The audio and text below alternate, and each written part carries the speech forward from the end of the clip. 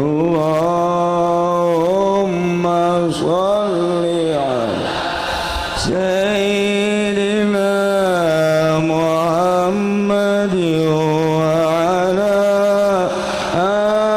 ali Sayyidina Muhammad. Malam ya alhamdulillah orang dikersakan ku Gusti Allah bisa kumpul di dia babarengan jeung Syekh Abdul Aziz Abidin nu malam ieu orang kumpul diundang ku Haji Agus Salim khususna pisan ku Muhammad Haji Rusli anjeunna gaduh pamaksadan rek nyundatan kabeneran nyundatan nama geus tinggal ayeuna bersyukur ya syukuran ka Gusti Allah salamet nu disundatanana salamet nu nyundatana salamet anu boga maksudna ialah syukuran ka Gusti Allah Subhanahu wa ta'ala. Cerita tentang nyundatan di urang boga sejarah.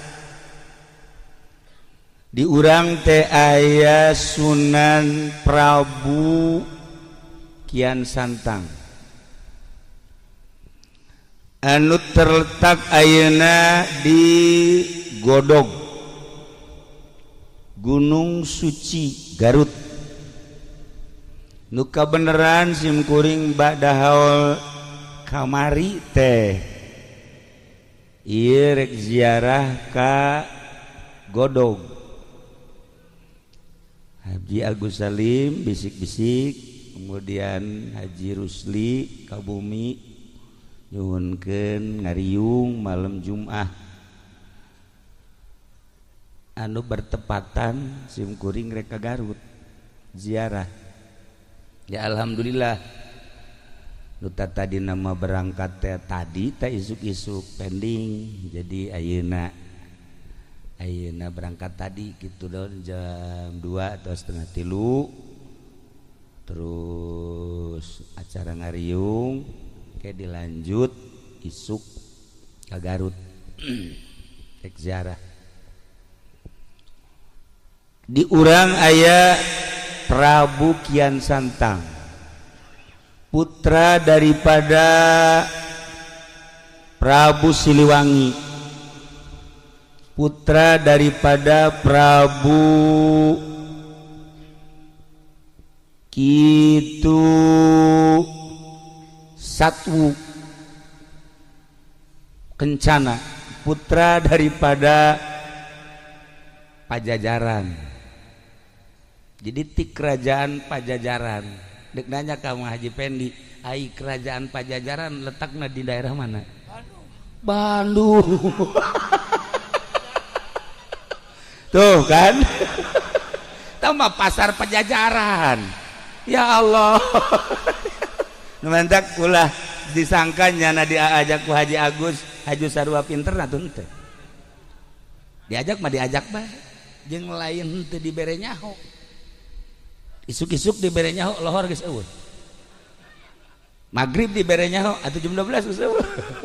Eta ilmu bisa kitu ilmu. Lah iyalah para jamaah kaum muslimin wal muslimat rahimakumullah. Singkatna bae mah tahun 1315 Masehi diangkat Prabu Kian Santang jadi panglima perang. Kulantaran nyana diangkat jadi panglima, nyana neangan musuh. Di Bogor sahanu jago, di Jawa Barat sahanu jago, di luar Jawa Barat sahanu jago. Bebejalah kabapana Prabu Siliwangi, abah, kula diangkat jadi jelema sebagai panglima perang. Asana datang ke saat ieu can nyaho ka getih kula. Hayang nyaho ka getih kula tunjukkeun bejakeun saha nu panggagahna khususna di Jawa Barat umum nama di Indonesia atau di dunia. eta bapana teu bisa ngajawab cek bapana deui nu panggagahna nu mantak anjeun diangkat jadi panglima teh saat ieu mah anjeun nu panggagahna eueuh deui perang jeung saha bage moal anu mahi ka anjeun mah keur ngobrol kitu jol aya aki-aki cek aki-aki teh ya ulah kitu sebab dunia lain Indonesia doang kerajaan lain di Indonesia hungkul besi hayang nyaho nu gagasat ieu panggagahna sadunya eta ayana di Mekah ngaranna sahaki ngaranna Sayyidina Ali barang geus gabejaan kitu les eueuh aki-aki nyana terus bae neangan jalan ke Mekah yang gapanggih jeung Sayyidina Ali padahal Sayyidina Ali teh kapan geus maot jauh iyalah kehebatan Sayyidina Ali karramallahu wajhah di alam barzah nyana mah bisa muncul nyana neangan jalan kumaha carana hayang ka Mekah dipapatkeun ilmuna eta mah sarua ilmu eta mah sebab nyana can Islam jeung ilmu du dicekel ku Haji Pendi nah eta babacaan ge boro-boro urang jin ge teu ngartieun eta hebat Haji Pendi nu mantek nyana kukula dianggap bisa bahasa eta bahasa jin nyana ge termasuk min jumlatihi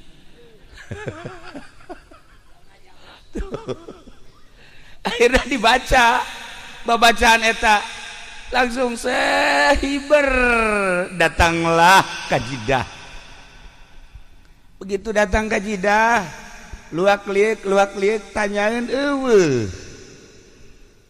begitu tanyaeun eueuh ka saha ieu sinanya katigali di kajauhan aya aki-aki diudag nyana barang diudag ka beneran kapanggih jeung aki-aki eta ditanya mirip-mirip jeung anu harita aya di kerajaan aki-aki teh asa siga kieu lah lamun ku urang di deuleu meureun siga si eta bae aki-aki teh ngana itu mah gagah ieu mah wallahu alam tah barang nanya aki ari ieu nagara naon Jidah Jidah ke Mekah deket ke cak aki emang aya naon kulah yang kapanggih jeung ngaran Sayyidina Ali bejana pangjagona bener cek ada bisa mun hayang kapanggih lain bisa deui hayu dianter nah lamun aki daek dianter ulah bunga luar biasa ya anter ayo dianter lempang sekitar 50 meter cek si aki aduh hampura jang tungked aki tadi tuh diurut ngobrol orang tinggalin coba pang mawakeun ka dieu pang mawakeun cepet lompat langsung aya tungkedna di dinya cabut dicabut teas sakali teas dua kali teas tilu kali teas keneh bae sia tungked aya bae ngahesekeun ka aing dipapatkeun ku nyana bahasa cuas-cuasna nu tadi teh begitu dipapatkeun diangkat Masya Allah lain kaluhur beuki ka handap sakali deui angkat make papat anu luar biasa beuki ka handap katilu kali dinyakeun kaluar getih sabulu-bulu tidinya nyana ngahulang si aki datang deui jang aya tungkedna aya atuh lain diangkat beuh ki horeng ieu mah tungked meureun jadi ka jero teu bisa kaangkat ya baki teu bisa kaangkat coba ku aki bismillahirrahmanirrahim diangkat jababari Masya Allah cekian santang babacaanna kok aneh cek aki-aki ente boga kesulitan naon bae bacaan bismillahirrahmanirrahim lawang hese dibukana sok bacaan bismillahirrahmanirrahim mantap Haji Pendi pernah harita lawang na dikunci maca bismillah ngencengan Oregan bismillah ge lain sa bismillah bismillahna. Lamun bismillah make sungut doang mah atuh pamalingan ge bisaeun. Atuh pamalingan ge bisaeun, DPR ge bisaeun maca bismillah. Atuh pan wallahu alam ka ditu mah. Ya pemerintah ge aya di ceramah maca bismillah heula, ngan nyaho ingetna ka Allah eta bismillah nyaho ingetna ka mana? Aco ka, ih pemerintah sia mah jahe. Dasar pikiranna ka jahe mah. Waduh, dasar pemajikan keur maot geus maot, inget tak adinya bae nya. Berarti bener ya mah ya. Tadi di mobil ge cenah kira-kira di Cikarang aya tuh aya mah aya sanu daekeun. Ya Allah ya Rabb. Nah, bacaan bismillah. Akhirna nanyakeun manehna ki baca bismillah eta aya syarat henteu lamun hayang manjur. Aya. Syaratna kumaha? Syaratna kudu maca 2 kalimat syahadat. Nah, engke bae heula kita mah urusan maca 2 kalimat syahadat, penting kula kapanggih heula jeung Sidina Ali. Hayu, hayang kapanggih jeung Sidina Ali mah hayu. Diajak ku si Aki lempang di jalan aya nu nanya. Cek nu nanya teh, Tuan Ali punya di mana? Kagetnya na. Ti anu lempang deui. Kayak dia nu nanya Sidina Ali di mana? Mun bahasa urang nya bahasa Arab. Ti anu beki pertanyaan bae dina hatena asala ieu Sidina Ali heuh. Asala ieu cek tilu kali jelema nya sasalaman nya nanya nya pelukan. Akhirna nya nanya ka ieu ye kanu katilu. Mun cek urang mah ari ieu emang saha nu asli ieu lah Sidina Ali. Masyaallah cek nya. Atuh langsung ditangkep. Atuh lain bebe jati tadi. Ngisin-ngisin kula bae. Paingan eta tungked ku kula diangkat teu bisa. Aju ku anjeun mah bisa. Nah, ku ari geus kanyahoan bahwa kula Sidina Ali ente kan di Indonesia teh neuk neangan jago. Neuk hayang tarung henteu. Boro-boro tarung jeung jelema ngangkat tungked geus teu kuat. Tah, jelema arif, wali Allah, kekasih Allah teh kudu gelut deuk dakwah teh. Ngarupa bae henteu kudu wah saudara atuh ieu mah ieu jadi pendi mun dakwah lain ngalobaan Islam lain ngalobaan lain ngayak lain yakin ngalobaan lain bahkan anak nage arindit ayeuna akibat lalagaan dakwah nu asli seperti tadi bil ahwal bil af'al karak bil akwal. Masya Allah karim kos gitulah akhirnya dipeluk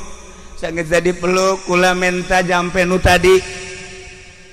cek Sayyidina Ali bisa dibikin jampe nu tadi asal maca 2 kalimat syahadat ayeuna kaula dek baca 2 kalimat syahadat sok dibaca asyhadu an la ilaha illallah wa asyhadu anna muhammadar rasulullah beres langsung berangkat ke Indonesia hibar teu bisa lantaran babacaan nu tadi makan babacaan Hindu kuari makan geus Islam kunyana dibaca babacaan nu tadi teu manjur akhirnya maca bismillahirrahmanirrahim rada hampang tapi can bisa hibar rada hampang coba Bang Haji bismillah coba kikituan coba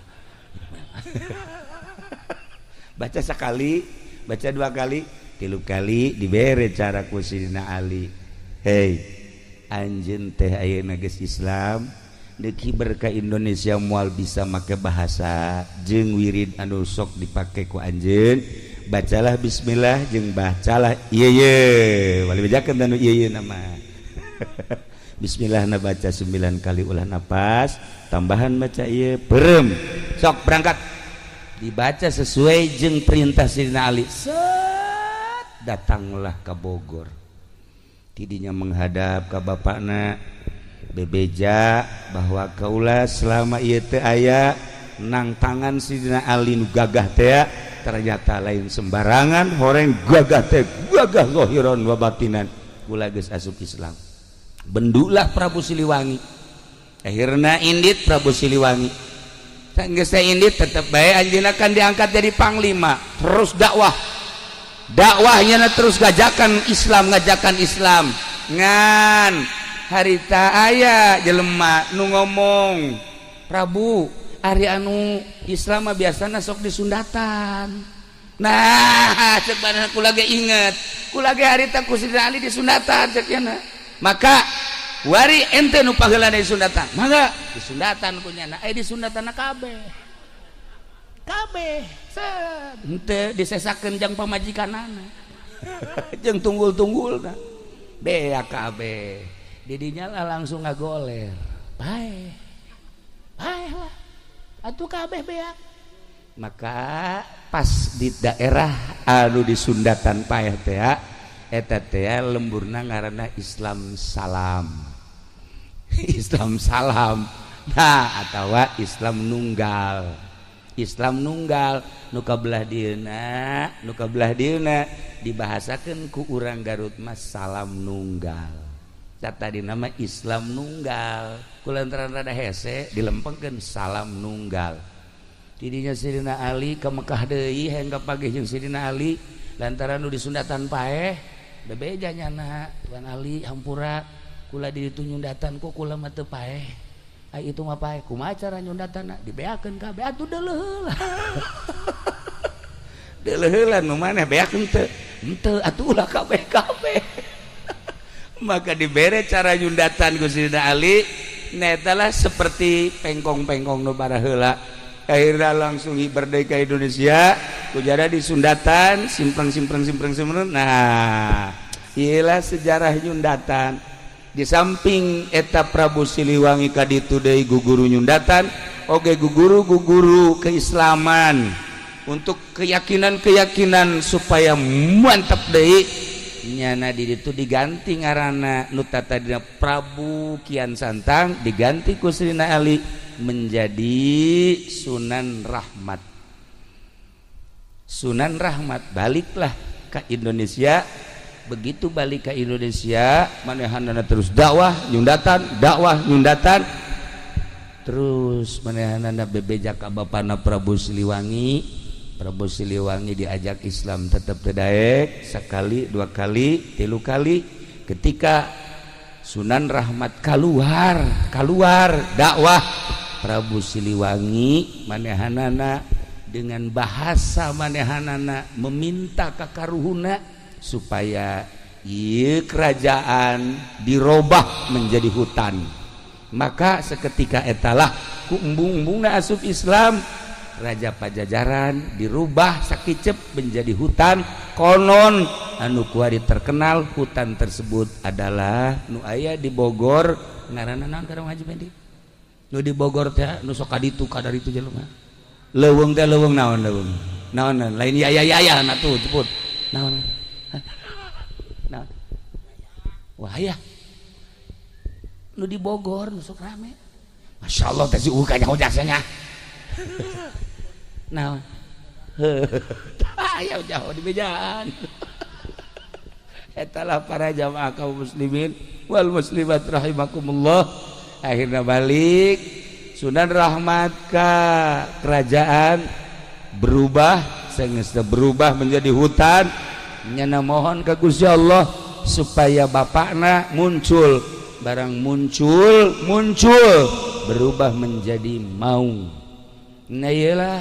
nyana dumadeheus ka Gusti Allah ya Rabb ieu teh maung lain sa maung na ieu teh abah kula coba supaya bisakeun ngomong ku Gusti Allah maung dibisakeun ngomong akhirna walaupun wujud maung diajakan ku Kian Santang nu geus berubah menjadi Sunan Rahmat supaya maca dua kalimat syahadat tidinya nyana tetap godeg diudag ditepak ku Sunan Rahmat begitu lompat terus diudag lompatlah ke Garut ka Guha Sancang maka cicinglah didinya lantaran aya alamat cek alamatna ulah diudagkeun antep anjeun bapak-bapak di mana-mana anjeun hayang kapanggih jeung bapak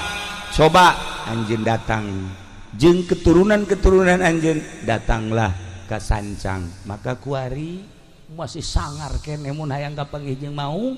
datang ke Garut ke Guha Sancang atau Leuweung Sancang ngan ai hese-hese teuing mah atuh jasi eta ge rupana kadang maung ieu kadang-kadang maung nya ge sarua bae nah ieu mah maung tutul beureun nya itulah para jamaah kaum muslimin wal muslimat rahimakumullah akhirna baliklah Sunan Rahmat ka Pajajaran nu geus berubah menjadi leuweung nyana nyokot taneuhna saenggeus nyokot taneuh dipuatkeun ke peti sekitar segede kieu petina ye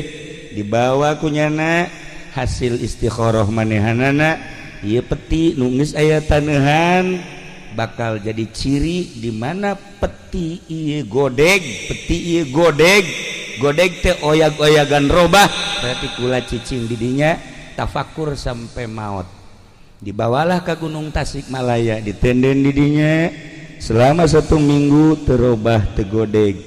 dibawa deui ke Gunung Cirebon Gunung Ciremai dibawa ditenden deui di hareup nyana bertafakur ka Gusti Allah saminggu cicing bae terobah tegodeg dibawalah ke Gunung Suci Garut ditenden ka karak sapeting doang ieu geus godeg nah berarti kaula kudu cicing di dieu dirobah godeg teh menjadi godog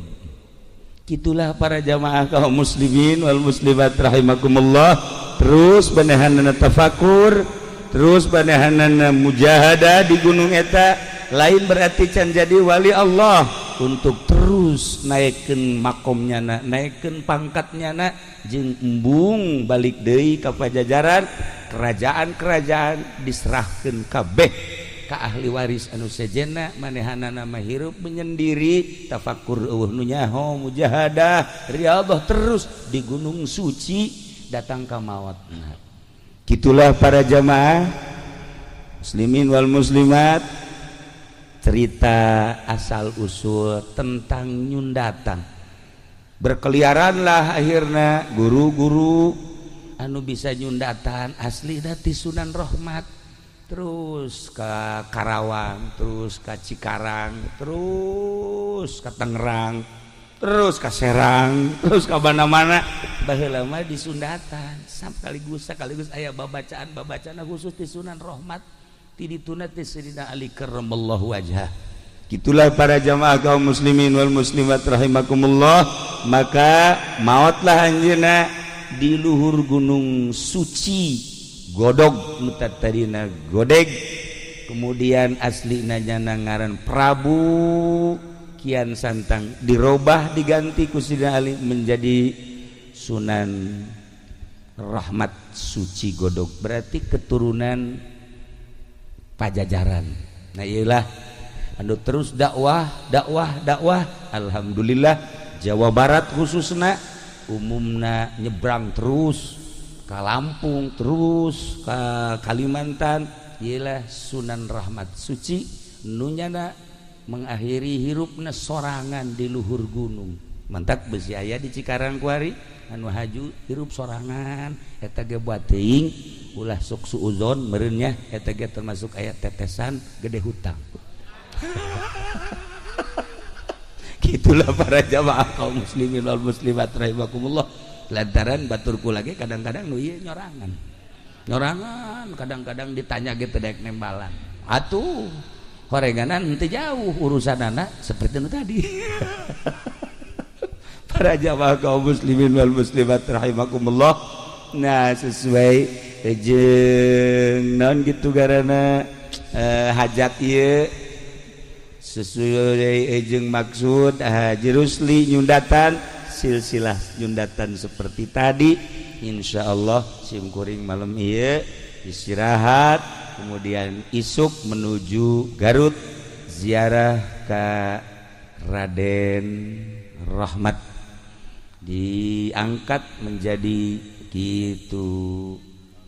Prabuna dileungitkeun sebab eta mah kehinduan baheula maka dijadikan adalah ngarana Sunan eta asli nama cek Sunan Ampel adalah sungsuhunan eta pangluhurna mun di bangunan geus lamun aya seorang wali kahiji kadua katilu geus jadi mursyid maka disebutlah Sunan kuari ge loba ye di Cikarang Sunan loba alhamdulillah gua lagi ngadenge Karawang Cikarang geus loba sunan ye masyaallah karim alhamdulillahirabbil alamin eta mah kudu hubunganana jeung nu gendut teh di dieu sakara sanen Sunan Sanen sebab nyana di ditu aya kali jodoh. Para jamaah kaum muslimin wal muslimat rahimakumullah, ila para aulia Allah lamun wali sanga geus jelas Cirebon kemudian Banten aya hiji nu mencil di dieu ieu adalah Sunan kitu Raden Rahmat anu nyana diangkat jadi panglima 13 15 kemudian 13 50 manehanana naik ke gunung lamun 15 13 datang ke 15 50 seberapa tahun eta berapa tahun 77 tahun nyana naik ke gunung 7 tahun di luhur gunung wafat insyaallah